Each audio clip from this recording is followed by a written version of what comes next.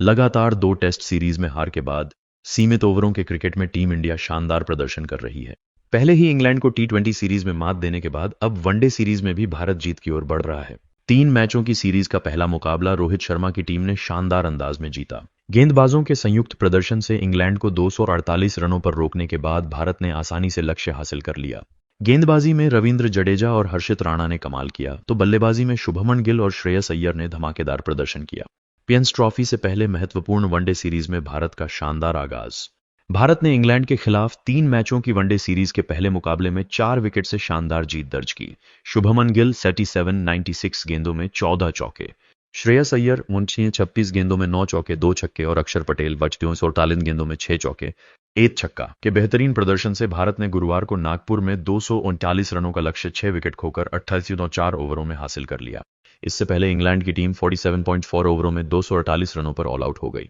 जडेजा 326 और हर्षित राणा 366 ने इंग्लैंड की पारी को समेटने में अहम भूमिका निभाई।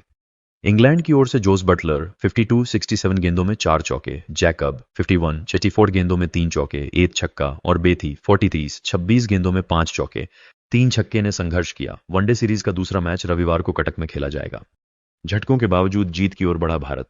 इंग्लैंड ने अपनी पारी की शुरुआत आक्रामक अंदाज में की, लेकिन बाद में उसकी पारी लड़खड़ा गई। भारत ने भी लक्ष्य का पीछा करते समय खराब शुरुआत की, लेकिन बाद में इसे आसानी से हासिल कर लिया। अपना पहला वनडे खेल रहे यशस्वी जायसवाल 15 आत्मविश्वास के साथ पारी की शुरुआत की, लेकिन आर्चर की गेंद पर 5वें ओवर में विकेट कीपर को कैच दे बैठे। अगले ही ओवर में कप्तान रोहित शर्मा 2 भी पवेलियन लौट गए। खराब फॉर्म जारी रखते हुए उन्होंने सकिब की गेंद पर गैर जरूरी शॉट खेला और मिड ऑन पर लिविंगस्टोन को कैच थमा दिया। 19 रन पर 2 विकेट गिरने के बाद 240 रनों का लक्ष्य मुश्किल लगने लगा, लेकिन शुभमन गिल और श्रेयस अय्यर की जोड़ी ने मैच का रुख बदल दिया। खासकर श्रेयस अय्यर ने तूफानी अंदाज में खेलते हुए इंग्लिश गेंदबाजों की लाइन लेंथ बिगाड़ दी।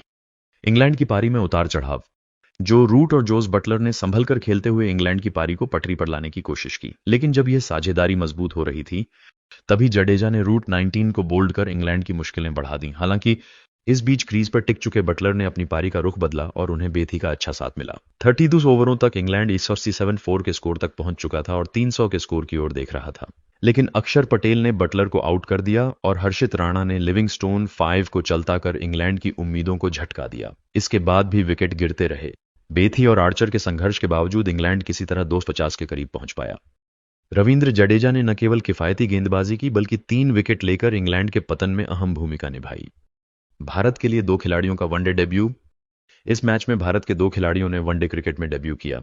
इंग्लैंड के खिलाफ चौथे टी20 में शिवम दुबे के स्थान पर कंगशन सब्स्टिट्यूट के रूप में अचानक टी20 क्रिकेट में डेब्यू करने वाले हर्षित राणा को वनडे में भी मौका मिला। टीम मैनेजमेंट ने अर्शदीप सिंह को बाहर बैठाकर हर्षित को खिलाया और उन्होंने अपने पहले वनडे में भी 3 विकेट झटके।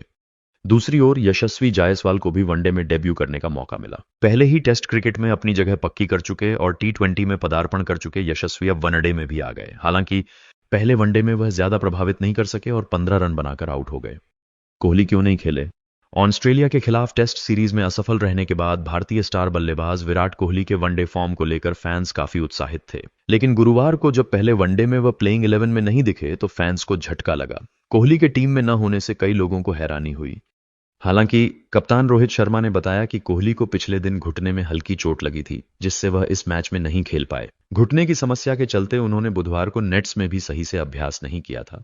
टीम मैनेजमेंट को उम्मीद है कि वह रविवार को होने वाले दूसरे वनडे के लिए उपलब्ध रहेंगे।